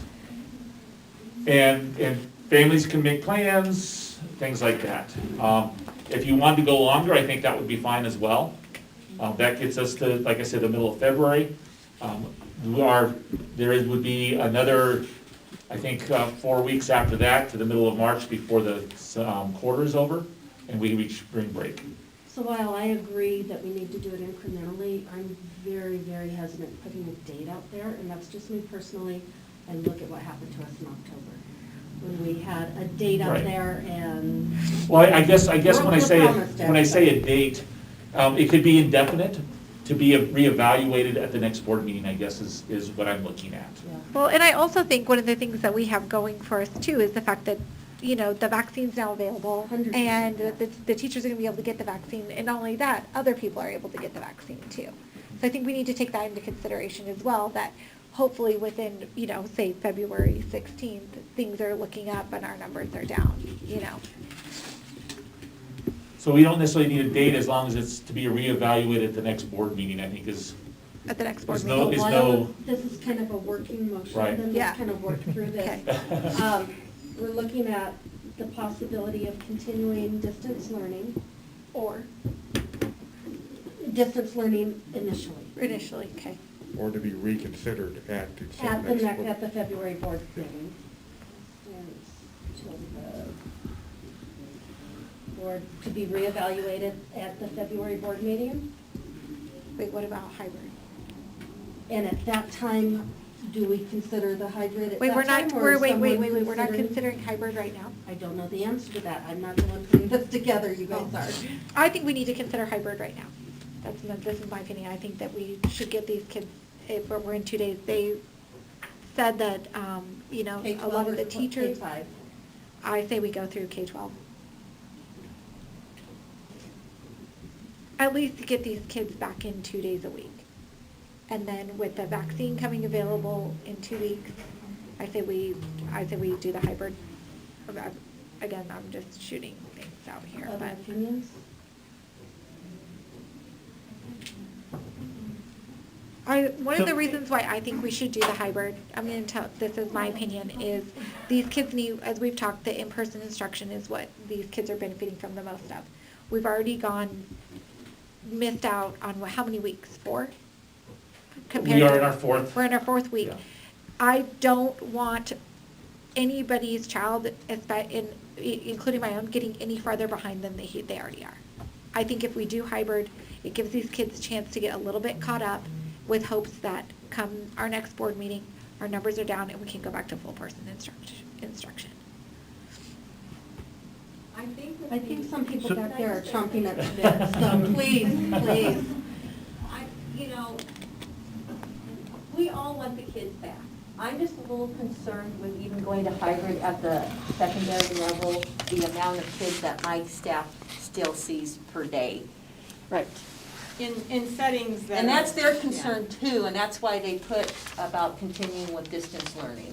That's why the majority at the high 6-12. school picked that, because they're concerned about that. It's very different to have only 15 to 20 kids in your classroom that you're with all day. You become a family, it would be 15, maybe even 12 in some of the elementary levels. But when you have kids continually, in middle school and high school kids, they're a different breed, which is why we love them, but they are out on that campus. We try to socially distance them. It doesn't always work. And when you put them in there in a closed classroom with 20, even in our hybrid classes, there was 25 kids. We're not supposed to be gathering in that large of amount in that tight of quarters. Additionally, middle schoolers and high schoolers, if they can get on a video game, they can figure out Google Classroom, you guys. They can do it on their own. At the elementary levels, they are learning to read. They still need a lot of support, but when they get to middle school and high school, they are reading to learn. They can do this. Yes, it's hard. We understand that. But right now at the middle school, our teachers are on for every single period giving instruction at the beginning. They're live instruction. They're right there. Get on the class. 60 minutes. 60 minutes. They can be there with their teachers. If they need a hard copy of a packet, we can give them that, or you can print it. It's all right there for them. They are capable of doing it.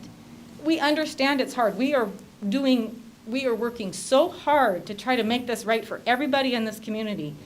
And everybody has to step up. Administrators, teachers, parents, kids, we're all in this together. And it's not any different in Prescott, in Phoenix. We're all here together.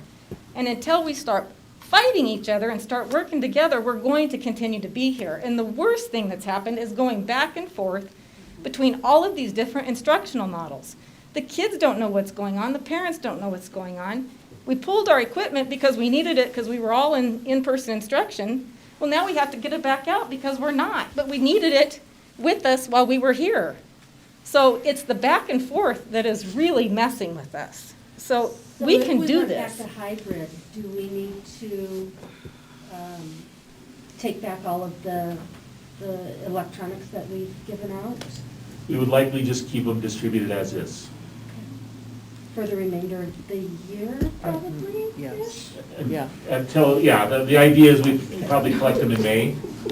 In addition, we probably give out any additional devices that we had to high school kids that if we did decide to stay in virtual or distance learning, just so that it's just a little bit more intensive for those high school kids, because we want them, and middle school kids, we want them online when the teacher's online. And so you can't really share, which is right now it's one device for every 2 kids. And the amount of packets that are being picked up have really gone down at the high school, and I asked Julia at the middle school. So, I started off with 25 packets, and I only had to make for 2 classes, and those were freshman classes. And I think it's because the kids wanted to actually see the work too. So. And they don't have printers at home. So if they don't have a printer at home, and, so I think the amount of, because I know just getting a packet and doing it is not the good thing for any of our kids, but having that direct instruction to go along with it and the teachers being available. So just to let you know, we're not seeing the amount of, at least at our end, seeing the amount of packets picked up by parents at the middle and high school level. So, with that being said, So I wonder if I could follow up a little bit. So that is to say that a hybrid model might reverse that trend? Reverse what What trend? The one that you just stated, where About the people packets? are No, not no. picking up packets anymore. No, we're saying no. that our online right now No. is being successful, where we have less students needing packets because we've passed out laptops, Chromebooks. Now I understand, thank you. Yeah. Okay. Thank you. But that's not the case for the elementary school. Right. Yeah. We're sending out hundreds of packets. Yeah. So. And is that, something to consider also doing K-5 hybrid in the high school and middle school, a different learning plan?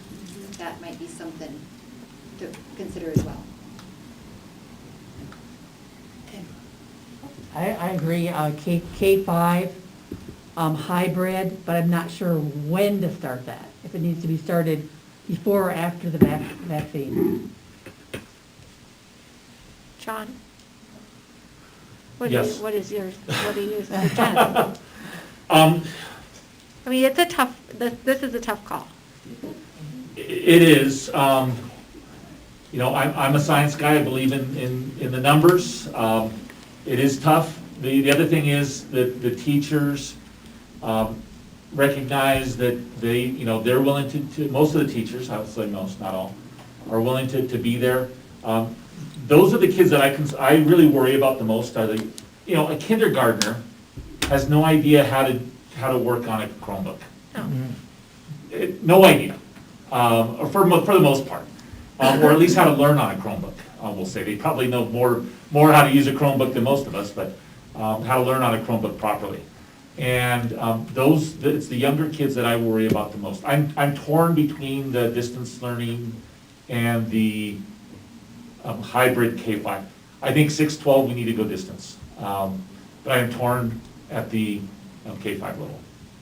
Well, I am a kindergartner, and I'm gonna tell you that we're doing the best we can, but I know that his teacher he was just getting to where he was doing really good, and so I agree. I mean, of course, I think we all should be back in school, so that I know everyone else does too, but I'm gonna say that we put K-5 back in hybrid as soon as we can. That's gonna be my vote right now. K-5 goes back, whatever we decide, if we need to keep 6-12 at distant learning until our next board meeting, once the vaccine has been administered to the people who choose to have it. I don't I'm not exactly thrilled with it, but I understand where everybody's coming from. You know, we're trying to make the best decision and protect our teachers by giving them letting them get the vaccine before we get them back to the hybrid. But I think that the K-5 needs to start back in hybrid as soon as we can. So another question to principals. K-5 hybrid and to Cindy in general. So if we have the influx of absences with teachers like we did before Christmas, since it's a hybrid model, would we be able to possibly accommodate more kids in the classroom or do something? Because I think, you know, Laura, you said it best, changing the instructional model all the time, and that's the one thing that really worries me, that we go back soon and we have to do it all over again. Right. But the vast majority of Randy's teachers have had COVID. So we can send them all to territory. Decision made. We actually talked about that, how that could kind of look today. I was just talking to some people, what, if we came back hybrid, somebody got sick, would you be willing to take 12 to 15 additional kids in? Could I disperse those? And we actually came up with some really good ideas. We could utilize the library at that point and a teacher take 2 classes, but they only have 25 kids instead of 50 kids that they're trying to disperse. We could utilize the gym if we needed to. With the social distancing, we didn't see in the hybrid model, they are self-quarantined pretty much with their class. So we didn't see any of these numbers like we're seeing. When we came back all in person, it was hard to quarantine that. It was shutting down a whole class. It was, you know, lots of different things. But when we had the hybrid, we didn't have this. So had it not hit Chino Valley yet? I don't know. I'm not a health expert, but we didn't see these numbers. I wasn't dealing with these type of things. But like they said, my staff, for the most part, is ready to come back hybrid because they see how bad we're struggling. It's hard to teach a kid through a computer. Kindergartners, it's hard to keep their focus for 5 minutes in a classroom, and then you put them online, and it's really hard to keep their focus. So they're ready to come back hybrid as soon as possible, that we would make that, and we'll do the best we can. What they're really asking for is consistency. Consistency. The back and forth is killing them. It's killing our parents as well. The 2 weeks. The 2 weeks off and on, but they're ready. And our student support lab today alone grew to 20 kids, and we have probably 7 or 8 more starting tomorrow in student support. So parents are back at work, and they've got to get their kids back, and they're sending them. So we'd rather be teaching them if that's the option, but in a hybrid model so we can still social distance. Would your teachers be ready to do hybrid as early as the Tuesday after Martin Luther King? That's how we've always talked about after the board meeting. We'll know tonight what next week looks like. Yes, they're ready to go back if that's what we decide. With safety measures as much as possible, still masking, washing, and doing all of that. John. So, We think that we'll have busing, we should be able to bus. Again, we don't have, busing is not required except for special needs students.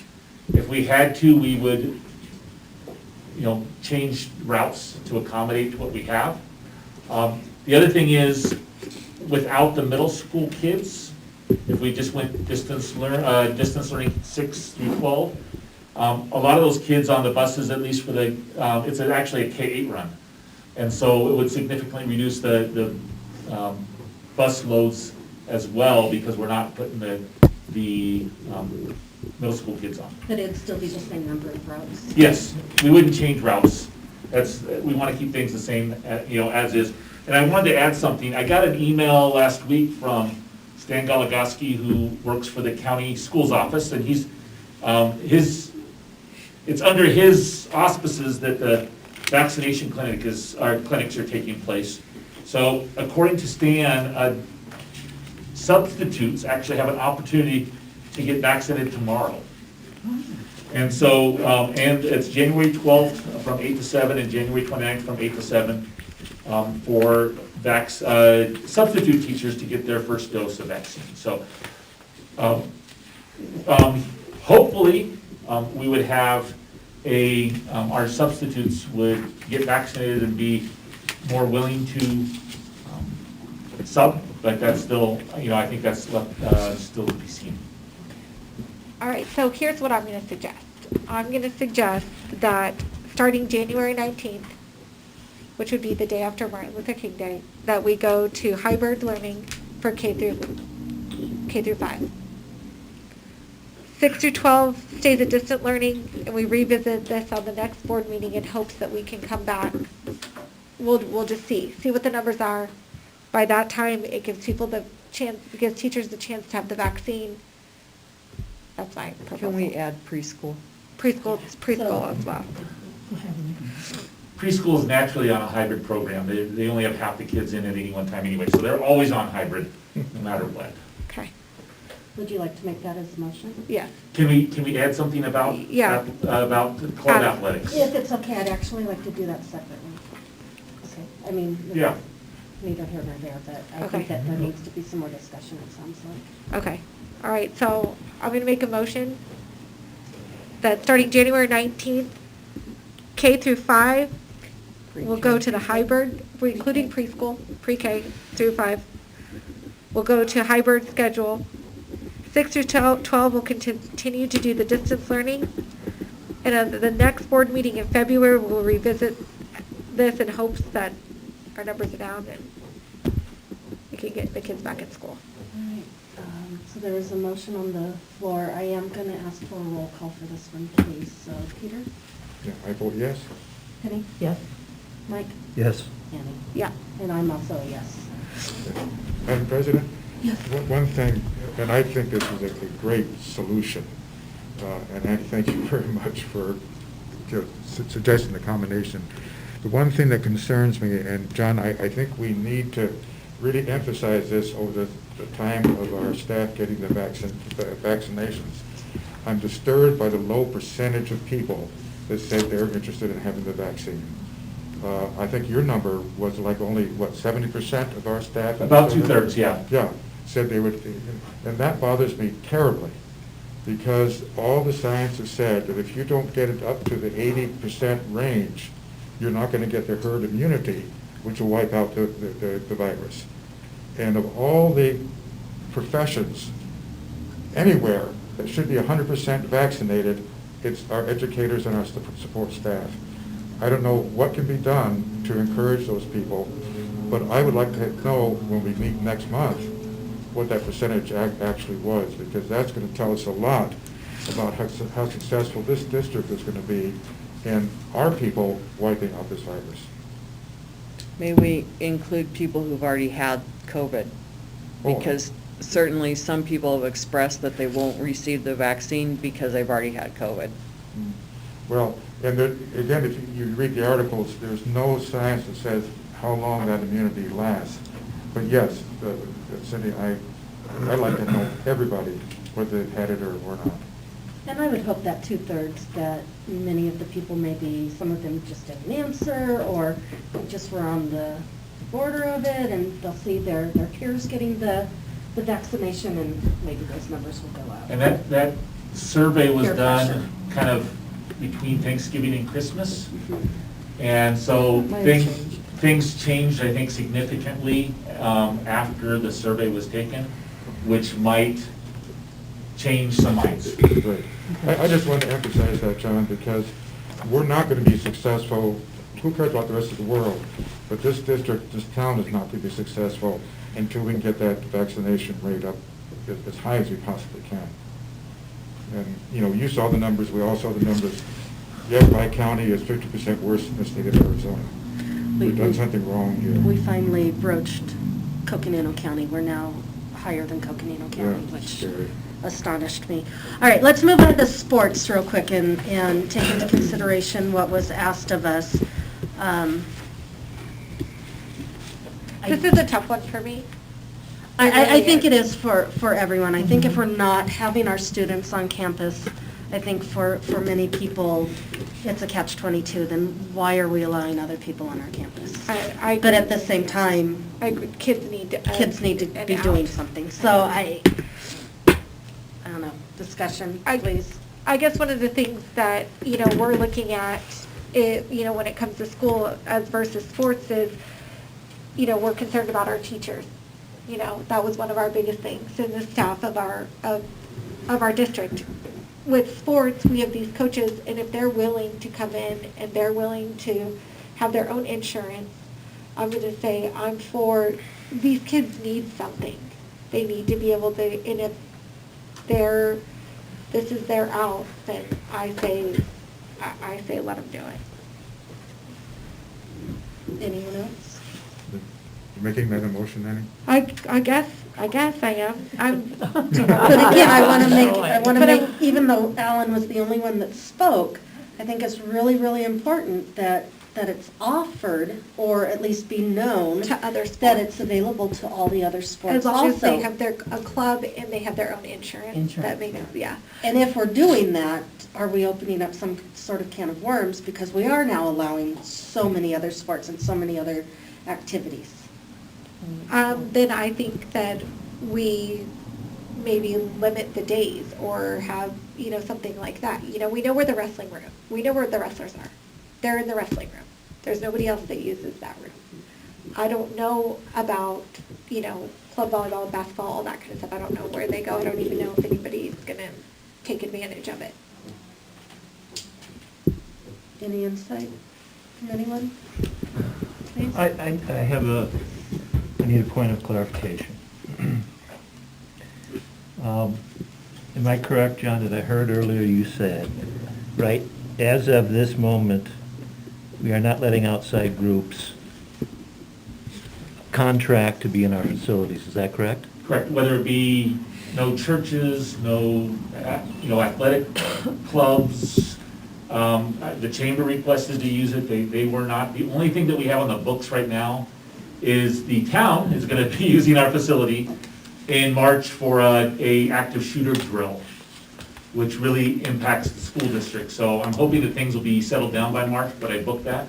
But that's the only thing on the books that we've had since July 1. So if we were to agree to allow certain sports teams who approach us to do this, are we then going to say, and may have to make a decision on any group that now from here on wants to use our facilities? I'm asking the board that. I mean, we need to think about that. yes. This is, I have some trouble with, by the way, I appreciate that you decided to make two different motions, separate motions on this. I could not have supported the first, the original motion if this sports was involved in that. So I appreciate that. So I pose that question. I agree with both. Consistent. Which I know I can't. Well, I can do we- believe that can it we needs to be one limit- for all. Yeah, I agree. But at the same time, can it be limited to High- athletic clubs and not Athletic clubs only? athletic clubs only? And, if that's what the consideration is. If That's what I'm it's- thinking. If you don't want anyone on campus, I support that too. How many outside organizations generally use the facilities? Karen knows. Yeah, Sports, very few of our sports have their own insurance. True. Wrestling does, and there's a volleyball. is baseball does not. Baseball does not. Oh, Basketball doesn't. It's only very few that have a club with their own insurance. So they would have to do The that. other ones use our insurance. Okay, so that makes a difference. too. Yeah, That's yeah, that does.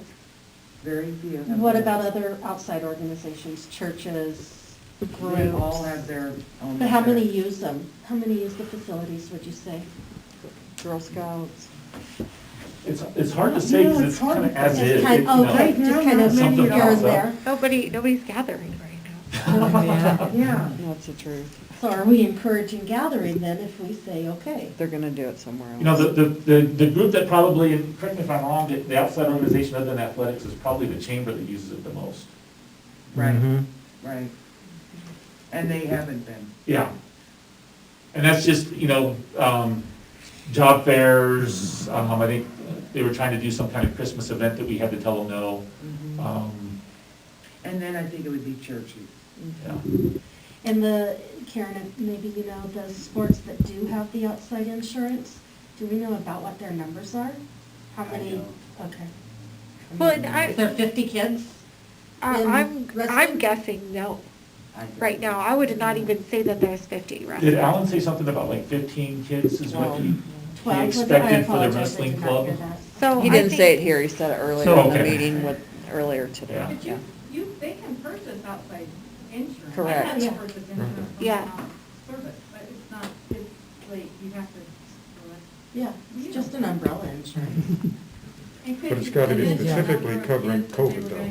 Yeah. Because not all policies do And that. typically, the amateur, like for example, USA Wrestling is the amateur organization that covers wrestling. USA Basketball has their own, and I think it's, so there's different athletic organizations that are out in the public that typically will provide insurance related to club events, if they just want to join and pay. Like Alan said, they have to pay a fee to join. How often do they meet? Every day. Every day? All right. So in practicality, we're thinking about saying yes to essentially one sport group? You said basketball has? No, kids? volleyball, No, volleyball. Volleyball and wrestling, off the top of my head, have their own insurance. And Doesn't mean the- others couldn't get it, but that's all they Yeah, have. Right. Yeah, just, in my opinion, just what it's worth, no organization uses our facilities without coverage right now. Right, Period. yeah. So whatever the motion is, I would hope it would include the requirement for insurance which also covers COVID. Well, I think that's already part of the existing policy. That's our policy that we Yeah, have, that's- covers Well, COVID. but I'm talking about the groups that do not have it and need to get insurance specifically in order to use our facility. So we make a motion, I'm just shooting this out here because for whatever, so we can get this meeting over with. Allow club groups with their own insurance to have use of the facility? And for the time being, do we limit it to athletic groups only? Probably. Yeah, that's what I would want. Athletic clubs. Athletic clubs. Okay, I gotta play devil's advocate here. What if it's an adult league? High school athletic Youth clubs. athletics. Youth athletic, high school Yeah. athletics. Youth athletics probably would be the one thing to say. So allow youth athletic club groups to use the facility So long as they have